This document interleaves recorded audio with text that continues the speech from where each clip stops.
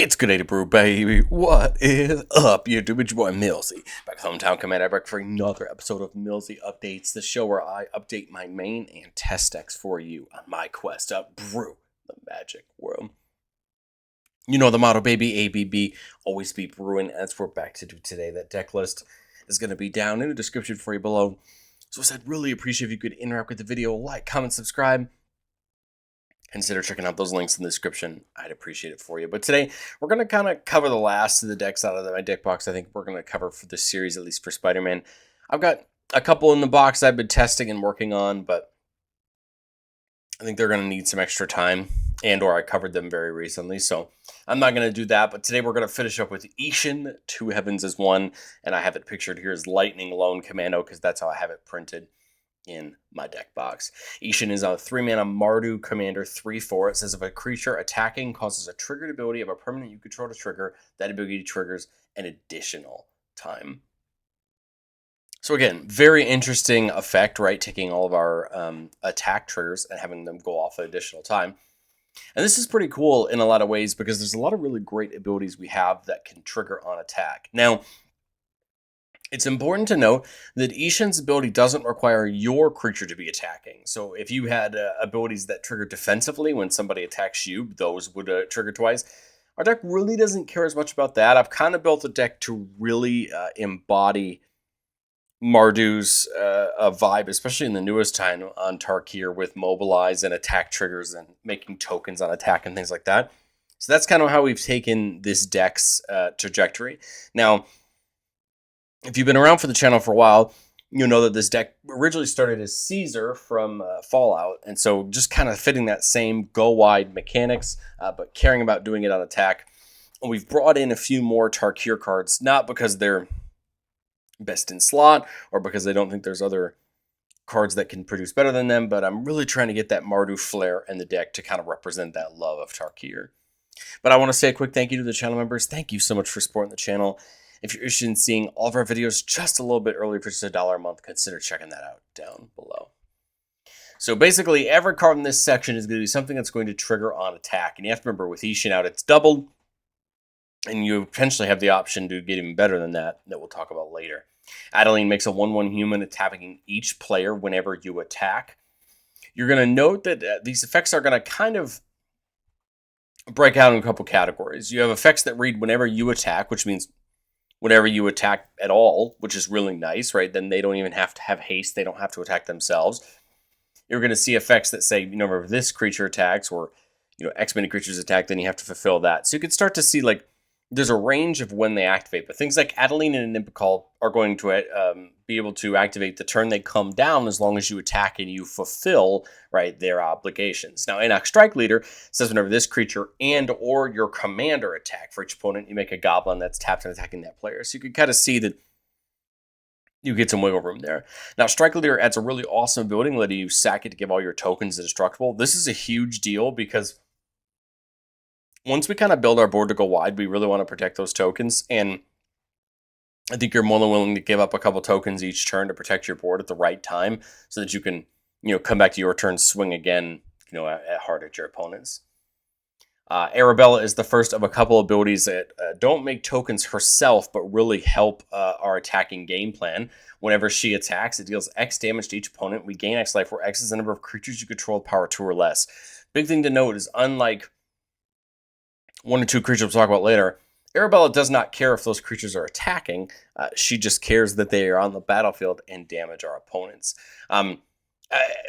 Before we go too much further in this section, I want to make sure that I stress very early and very often that remember that when you have multiple triggers that go on the stack after an action like attacking, you get to choose the order they go off. So my suggestion is put something like Arabella's trigger to go off last so that you can make any other tokens you want to, and then take advantage, right, of those tokens being created. Bone Carrot Butcher has mobilized 2, so it can make 2 warriors on attack, but it's really here to give all of our attacking tokens Death Touch. Truthfully, there's a lot of times where people are going to chump those 1/1s. They're easy to chump, and they're easy just to take out of the way. Well, giving them Death Touch should hopefully help your opponents have to think twice about, blocking them. If they're going to have their own 1/1s, they're going to trade with them anyway. But it's important to kind of have your opponents have to make those hard decisions on whether they want to block these little 1/1s. And you never know what more with buffs and things like that those warriors can do against your opponents.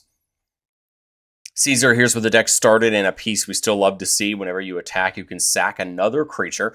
When you do, we get to choose two, make a couple soldiers, draw a card and lose a life, or deal damage equal to target opponent to the number of creature tokens you control. Again, Caesar is one of those abilities you want to put on the bottom of the stack, let everything go off and make those tokens first, and then be able to dome somebody for some big damage. Lantern Storm is one of a couple creatures that make treasures on attack. This is really nice because with Isshin outright, then that's 2 treasures. That's a decent amount of mana. And Lantern rebuffs if you stack those treasures, which is not a downside. It's definitely nice. It truthfully doesn't really happen, or sorry, truthfully doesn't really matter all that often. But I have seen it where, you know, let's say a 3/3 blocks Lannery. Well, you just sack a treasure, now it's a 3/2, and now they trade, and your opponent loses that creature they thought they were going to free block with. Caustic Bronco is a great example of a card that doesn't make tokens but gets great value. Whenever it attacks, you reveal the top card of your library and put it into your hand. You lose life equal to its mana value, but if it's saddled, each opponent loses that much life, and it saddles for literally a perfect amount for Isshin. So Isshin can saddle up Caustic Bronco. Its ability goes off twice, getting you 2 cards and losing your opponent some life. Commissar Severina Rain is another one of these abilities. Whenever she attacks, each opponent loses X, where X is the number of other attacking creatures. So unlike Arabella King about power, this just cares about number of attacking. And note that attacking means any tokens that we brought off of Mobilize or any abilities like that, tapped and attacking, will count for Rain's ability. So make sure you put it on the bottom. Goldspan making a treasure on attack. Krenko gets a counter on itself and makes the number of goblins equal to its power on attack, which again can be doubled and can really help grow Krenko quickly. Mural is one of a couple creatures that stops our opponents from casting spells or doing certain other things on our turn. And whenever she attacks, you make a bunch of soldiers equal to the number of soldiers you control. Soldiers aren't a huge like subplot in the deck, but after a couple turns, you know, Mural will be making some nice tokens. Redoubled Stormsinger is an odd card, but I think when you really read what it does, you can really take advantage of it. It says whenever this creature attacks, for each creature token that entered under your control this turn, create a tapped and attacking token that's a copy of that token, and we lose them on the end step. So the important thing to remember, right, like I talked about earlier, is you get to choose what order things go off. So you can have everything else go off before Stormsinger and have Stormsinger make you a ton of tokens. And then with Isshin's ability out, the doubled Stormsinger trigger would actually make twice the tokens it was originally going to because it would have seen the first one go off. It's a really weird ability, but it's really beneficial, especially when we start adding some of the effects we're going to talk about later. Venerated Stormsinger just has Mobilize 1. It may not look very great, but its bottom ability is really useful. Whenever this creature or another creature we control dies, each opponent loses one and we gain one. So we're adding a teeny bit of Aristocrats in the mix. Voice of Victory having a similar ability to that Mural, stopping opponents from casting spells during our turn, and packs Mobilize 2. Both Zergos and the Zergos Vanguard all pack Mobilize. Zergo Thunder's Decree stops our warrior tokens from being sacrificed off of Mobilize, which is a really nice ability. The Vanguard just grows for each creature we control. And then Zergo Stormrender says at the beginning, a creature token we control leaves the battlefield, draw a card if it was attacking, otherwise each opponent loses a life. So during combat, they draw us cards. After, otherwise, we're kind of getting a nice aristocratic style ability off of them. Infantry Shield can attach to a creature and give it Mobilize X, where X is its power. A really nice ability, making some of those warriors that can attack just for the turn. Pip-Boy gives some interesting options, drawing and pitching, putting a counter on it, untapping up 2 hard lands. Remember, that's going to go off twice, right, as long as Isshin's out. Champions from Beyond is one of a few cards that makes tokens that isn't on attack. But Champions has a really interesting effect. So when you attack with 4 more creatures, you scry 2 and draw. And then whenever you attack with negative more creatures, you get +4/+4 to on a turn. Big thing to remember that this is whenever you attack with that many creatures. So an effect like Adeline giving those humans and tapped and attacking won't count for Champions of Beyond. Remember, the creatures for Champion from Beyond's ability have to declare an attack. But once you get to 8, this is going to get really brutal, giving them +8/+8 and really changing the game. Remember that you can have this go off last, right? You can have, let's say I attack with 8 creatures, but I still have Adeline or Enact Strike Leader or some of these guys that are making tokens that are tapping and attacking, Mobilize, right? You could still have all those go off first and then have Champions go off last, and they're going to buff the creatures. No, I just realized they're not. It says those creatures. I apologize. I got it all in my head, and then I didn't read the card. But hey, it's still going to be really useful because those creatures you made last turn during combat, right, are going to get the buff and have a big attack. Dollmaker's Shop makes a toy whenever you attack a player with one or more non-toy creatures. And then Porcelain Gallery adds a nice way to buff your entire board, making them all into stars, where stars the number of creatures you control. Windcrag Siege gives us another Isshin type ability. I've gone back and forth, and I've had questions in the past about whether or not these two abilities, this and Isshin, can stack. I haven't seen anything online that doesn't tell me that you can't have that ability trigger an additional time. And if you can provide me any to the opposite, I'd love for you to tell me. But again, I have yet to find anything online that says this and Isshin can't basically stack additively, giving you 3 triggers instead of 1, right? So very useful there. It's also just a nice copy of Isshin's ability that's a little bit harder to remove, right? Isshin's a creature, meaning it's pretty easy to remove, whereas Windcrag Siege is an enchantment, right? Some decks are going to have a lot harder time getting rid of it. And then within range, comes in and makes a couple warriors. And then whenever you attack, each opponent loses life equal to the number of creatures attacking them. Again, put this on the bottom so that all the tokens that come in tapped and attacking can count for within range. But there's 2 really big things I've done lately for the deck, and that is adding your classic Perforos, Impact Tremor style abilities to deal damage, when creatures come in, and just try to add some more stuff to really help our deck out. So Elspeth was in the deck, of course, as soon as it came out, doubling the tokens.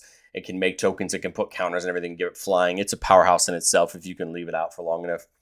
Gogo Mysterious Mime is a really interesting card. So for the start of combat on your turn, it can become a copy of any other creature you control, except its name is Gogo. So at minimum, this copies Isshin, right, and could give you another trigger. But I think it's easy to remember that what's better, 3 triggers of something or 4 triggers of something? Because remember, if Gogo becomes the copy of the creature you're trying to copy the trigger from, you're going to then have 2 creatures with that ability getting doubled because of Isshin's ability. So it's almost always better for Gogo to copy the thing that you really want to copy its ability for, and then you get 4 instead of 2, right? And you can really take advantage of all those abilities. Mirkwood, dealing damage, or having everybody lose a life whenever we create or sacrifice a token. Of course, Perforos and Impact Tremors, right? Dealing damage whenever creatures come in. This is really useful because it may not seem like a lot, but 3 or 6 damage every combat really stacks up, especially when you're already attacking. You're having people forced to take some chip damage. You can really start to see how those kind of abilities really add up for us. Meat Hook Massacre, having everybody lose a life whenever a creature we control dies is also really nice. If everybody chumps, right, or if they decide to deal with our creatures or try to wipe our board, they're going to take some life for it. War Leader's Call has that same Impact Tremor style ability, but also adds a buff to all of our creatures. Hey, 2/2s are better than 1/1s, right? Whether they get blocked or not. That just means more damage.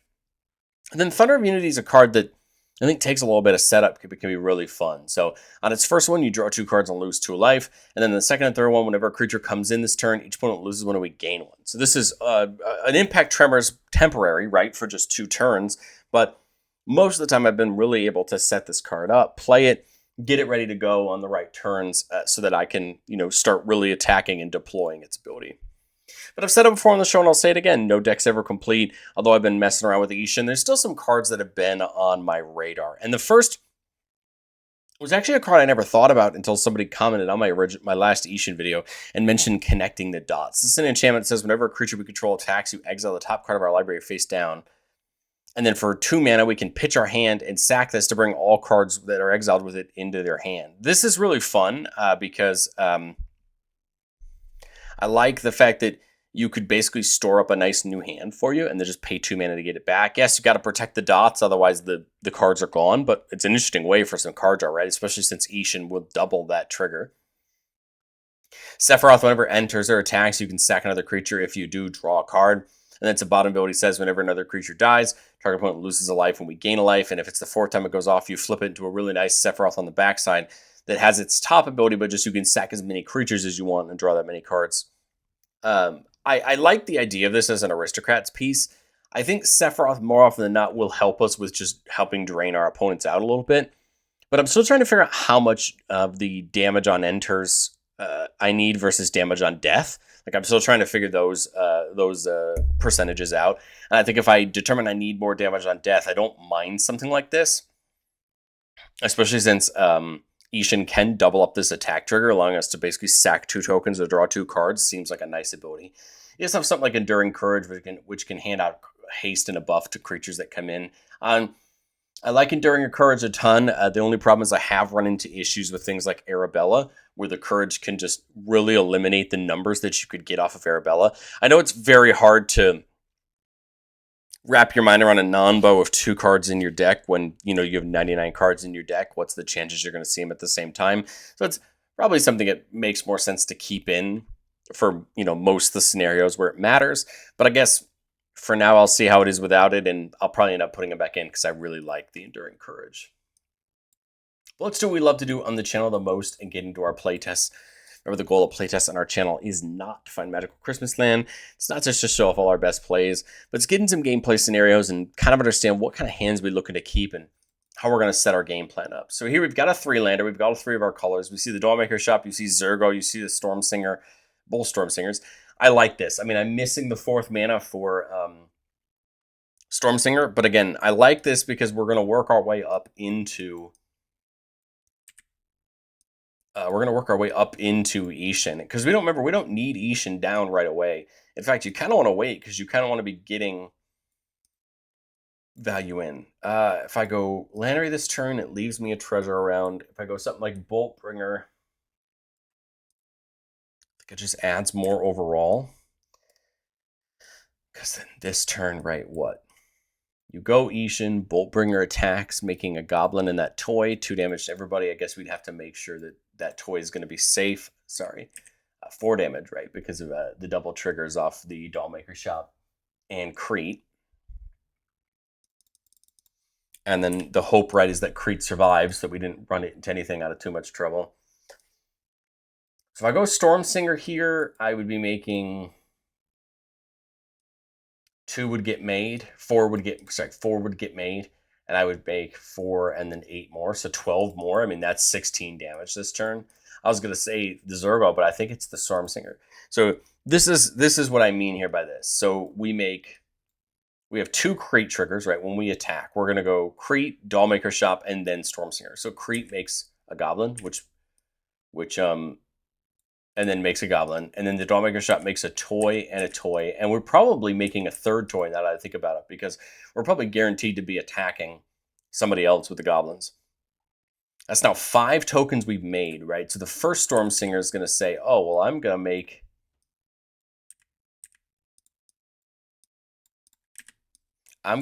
a copy of all of these that are tapped and attacking, and then the second trigger is going to say, wait, we've made 10 now, right? And now you're making more. And again, all of those are Crete triggers because Crete deals the damage anytime a creature comes in. To my count, that's 16 damage this turn on just 4, 8. That's 18 damage on just Crete triggers as long as Crete's still alive. And then you have all those 1/1s attacking, right? Oh, I just realized Storm Singer has to attack. Okay, sorry, no. Only 8 damage this turn because Storm Singer doesn't have haste. And then that would happen next turn. And then we'd probably just play the springs and turn on the Porcelain Gallery. So, okay, that's how it ideally would work if it had haste, and I didn't think about the fact that it doesn't have haste, did I? But that's neither here nor there. The important part there is that that's the way it would work, when it turns online. I think otherwise you still...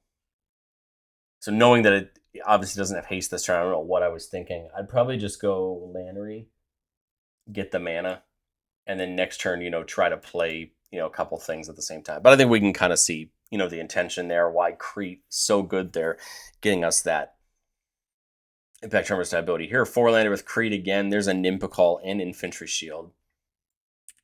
Again, the shield is great. Can start really getting us value. So here we see Crete. We also see Mishra. So Mishra, whenever we attack, each opponent loses X and we gain X, where X is the number of attacking creatures. So again, really great for something like a Nymphicall that can double them up. My thought here is just attack, get the gnome, and get the damage. Now Crete's in next turn to make us another goblin. Here, I like Isshin. That's going to lead to a couple goblins and a couple gnomes. Mishra would only be, if I attack with both and the gnome, that would be 5 total. But I feel like if I go Isshin here, you have the 2 goblins being made from Crete, and then an Nymphicall gets counter, making 2. and a counter, making 3, right? So now you got a bunch of gnomes attacking, but that's right, what? 7 damage this turn? Just off Crete, and that's why Crete can be so good as a damage, a damage outlet, especially when you're making all of these things. This turn, my thought was going to be Mishra, but does Skyhunter make more sense? If all these tokens stick around, I think Skyhunter makes more sense. But you could still get down the Ascendancy this turn if I go get an untapped source like Blood Crypt. You go Skyhunter, you go Mardu Ascendancy, and then now all of them are going to have melee. Note that melee is an attack trigger, so only our creatures that physically declare an attack are going to have melee. But again, that's still a lot of them, and if we attack all of our opponents, that's +6/+6. Remember, it would be 3 just for each of our opponents, but again, it's doubled because of Isshin, because it's an attack trigger. So all these are 7/7s, and you're still adding all the damage we just do from all those coming in, and Mardu Ascendancy triggering for each non-token creature that attacks. And then, so a Nimbical, Crete, and you can start to see where if you can hold these triggers, and if you can keep your creatures safe, right, requiring that we don't get them removed at the right time, we could really take advantage. 2-lander with a couple mana rocks, so a little bit behind our ideal start, but the important part is that we can start getting them going. I think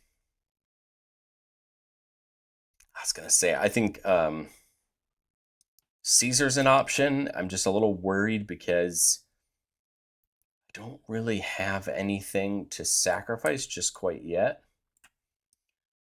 My thought here is I've got 4 mana. I could go Gold Knight Commander. I could go Krenk, or I could go Perforos. I'm just trying to think of how do I get the most value in for my buck. Let's get Perforos in. Okay, well, that helps a ton.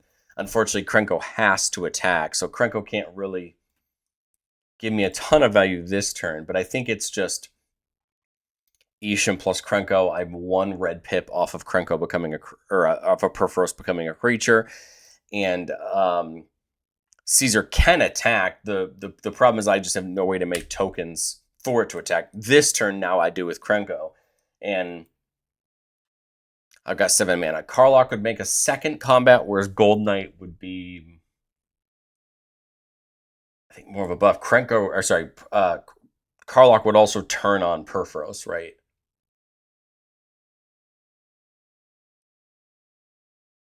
This leads to the soldiers hitting harder, whereas this leads to more Perforos triggers, right? I think it's Karlach, because then you get twice the combats. This is going to make a bunch of goblins. You can sack the goblins into this to make the soldiers and deal the damage out. And again, I think we're in a pretty good shape. If somebody wipes the board, which would kind of suck, at least you have Perforos going back and staying alive. And then, hopefully we can rebuild. But I think the important part here is that Karlach giving that second combat is huge. Also remember that basically what makes the most sense here off of Karlach is to have every other trigger go off before it. That way you've made all the creatures, especially those human soldiers, tapped and attacking, and then untap them and give them first strike. Now, for the record, they don't have haste, so they can't attack the second combat. But I still think it's important that they at least get the first strike as opposed to not. I mean, you never know when someone's trying to chump them, and that first strike could matter, right, in the grand scheme of things. And I think it's important to keep things like that in mind. Again, a lot of the times it's not going to matter, but I think it's one of those triggers where keep it in the back of your mind when you should, let it go off. Here we got a 3-lander warrior leader called Adeline. Is still one of my favorites. She gets to be a nice threat on her own, and that goes off no matter what. What am I doing turn 2? Right now I'm not doing anything turn 2, so I'll bring that in.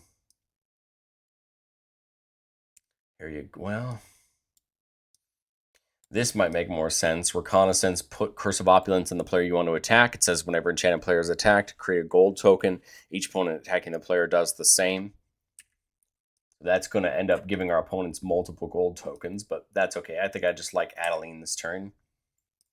And then this turn, again, Isshin gets me 6 1/1s and hopefully the gold token or 2, right? Attacking the opponent I'm attacking.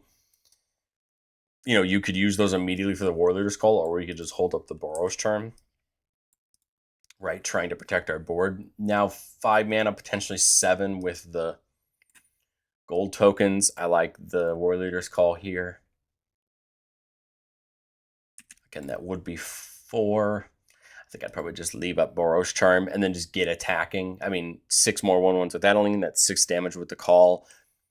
Potentially 2 more golds. And then remember, you can remove them all out with Reconnaissance. We have Boros Charm now to just back up our board.